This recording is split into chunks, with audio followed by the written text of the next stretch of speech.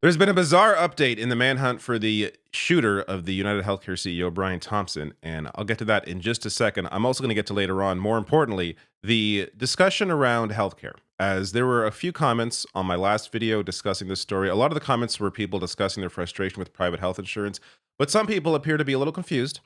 People that possibly have fell into propaganda around universal systems. So I'm going to address a few of those questions and hopefully give some answers and some clarity around some of that stuff for people that are, again, stuck in the American system and aren't really clear about how other systems operate.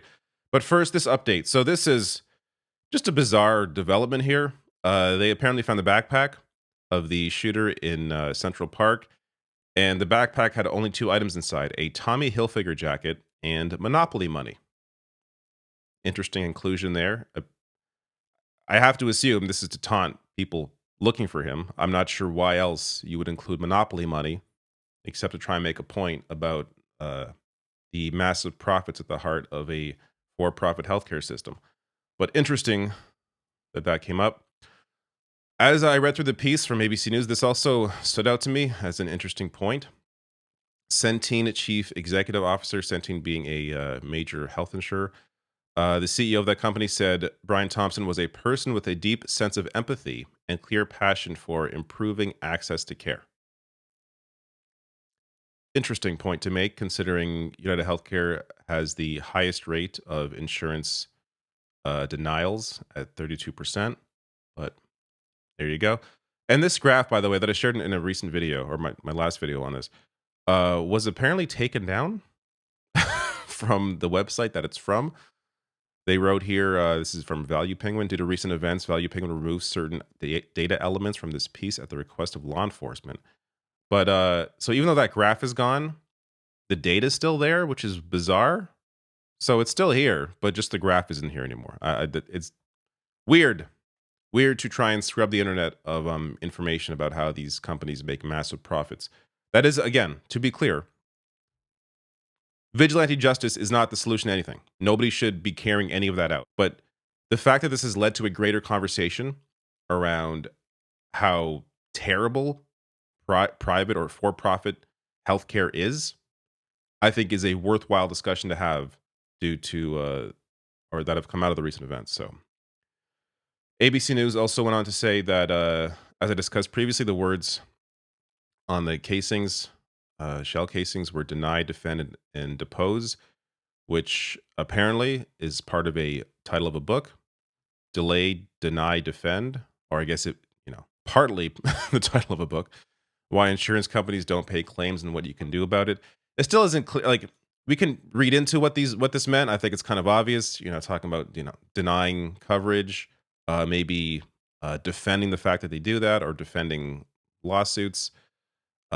Deposing, maybe in the sense that people that are denied care are deposed. Again, we can read into what that means. It's not clear if it was meant to be the title of a book. But let's get to what I think is the important part now. A few comments of people that are confused. So Diane here commented on the last video saying, I don't think Canadians have it quite that good. Canadians go to countries like Mexico for healthcare because the wait time on medical care is too long. Okay.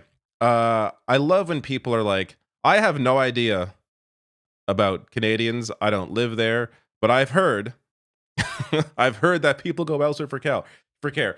This is, let's be clear, true in the US as well. People that are Americans go abroad for care, for specific care that they may need.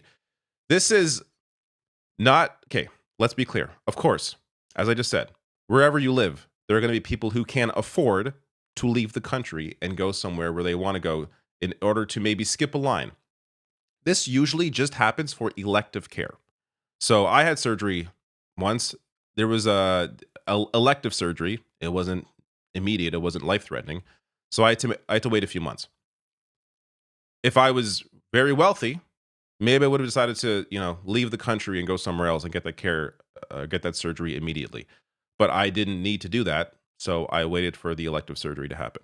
If there is care that you need, life or death, you get it before you die, generally. Now, of course, there are instances where this person had to wait too long and they weren't tended to properly or they weren't diagnosed properly is usually what happens in a case like that. So, and those examples happen again worldwide, where there are instances that you could point to being like, this person didn't get the healthcare they need, and it's not necessarily because of the system. It's simply because of there is an error in the process that usually of diagnosing them. But this is this is the major difference between healthcare in a universal system and and healthcare in the American system. Healthcare in universal systems are given by need. So need is what is prioritized. In the American system, wealth is prioritized. If you are wealthy in the US, you get fantastic healthcare. Why wouldn't you? But is that how healthcare should operate? I don't think so. Maybe if you're very wealthy and you're disconnected and you don't care about anybody else, I'm sure it's great for you. But that is not that isn't how I believe healthcare should operate. I think it should be prioritized based on need, not based on wealth. And there is a former health insurance executive in Wendell Potter who came out he came out, I believe, before this, but during COVID, he really began to speak up about this issue, saying that amid America's COVID-19 disaster, I must come clean about a lie I spread as a health insurance executive. We spent big money to push the idea that Canada's single payer system was awful and the US system much better. It was a lie, and the nation's COVID response proves it. So this is a guy who you can. By the way, this interview is really good. Common Dreams. Healthcare reformer Wendell Potter. The for-profit system is unraveling. Where this quote here that he mentioned during a different interview, where he said, "Health insurers have been successful at two things: making money and getting the American people to believe they're essential." So this is a guy that handled financial communications for Cigna for 10 years. He is well versed in the private healthcare industry, made a lot of money in that industry, since left it and has been exposing it, doing a good job doing that. So just to, these lies about like, oh, long lines. Do you not wait for healthcare in America? I'm sure you do. Unless, you're a multimillionaire, maybe you have your own doctor, your own private doctor. But most people, you have to wait for things. You have to wait for surgery, especially if it's elective surgery. You have to wait. That's how things are. So, there's only so many doctors, so many surgeons. That is the ultimate barrier there, not the fact that the system is a universal system.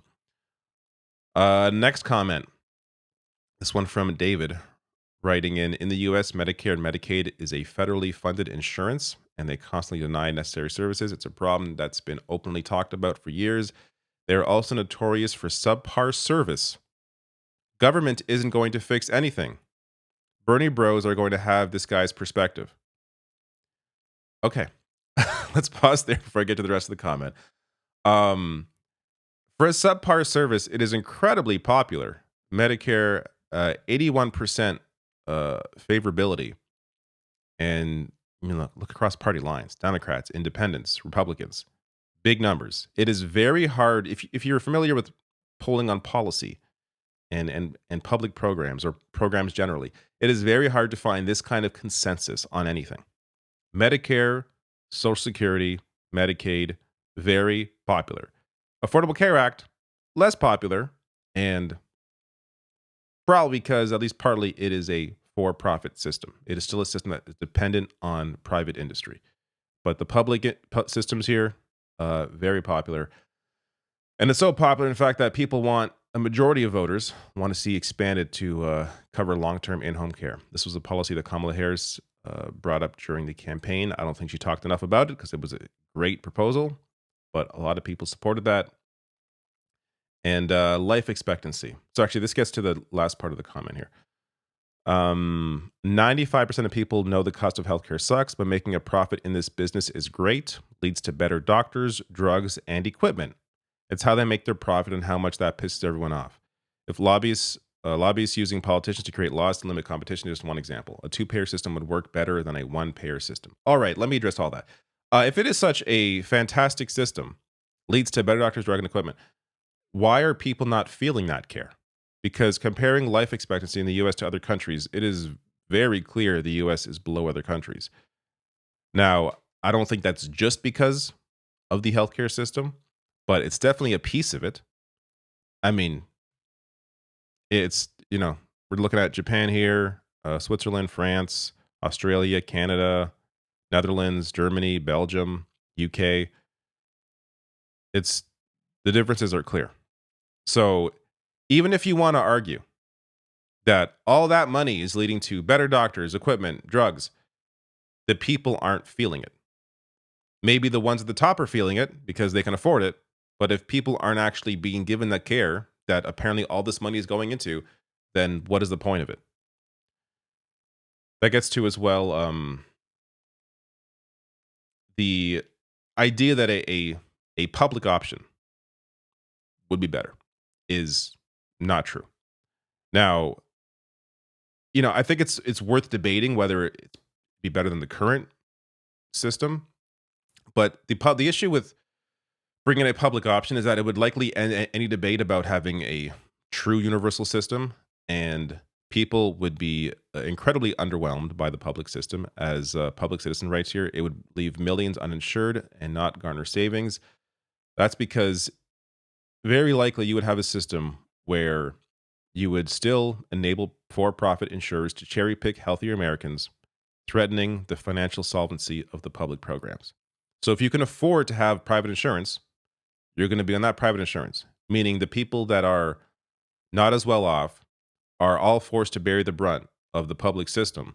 Unless you get everyone to pay into the public system, even if it's a public option, then maybe there's a way to work that. But the bigger issue here is as long as you keep for profit interests as a major player in the insurance system, they're going to use their money, their power, their lobbying to do what they can to undermine the public system, or the public option in this case. This is why you need to completely remove for profit insurance from insurance and make it a true single payer system where everybody, regardless of wealth, regardless of where you live in the country, everyone is paying into it. And there's no net in network, out of network. Everyone's under it. All healthcare is under it. All doctors, nurses, they're all under it. That is how you get to a better place. A public option, I I started off thinking, hey, maybe it's a step towards a true universal system, but I tend to think it would act like the ACA did and sort of put a button on the healthcare issue until people realize this is not the solution. But there you go. Hopefully that's some clarity on healthcare.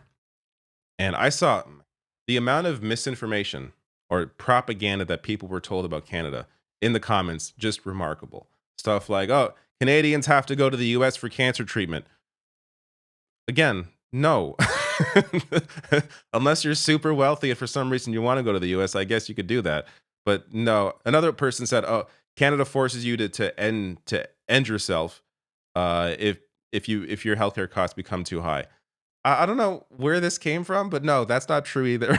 and that was, and again, we're talking about thousands of comments. I just handpicked a few I saw, but it is wild how misinformed people have been on the healthcare system. But I can't really blame them, considering people like Wendell Potter were out there.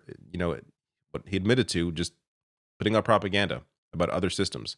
That was their job, to ensure people stayed with their system, or even if they hated their private insurance, at least they may think, well, at least it's better than what Canada has, where you have to wait in long lines to go to Mexico. And unfortunately, the propaganda works sometimes, but that's why it's important to bring the conversation back to reality and hopefully inform some people.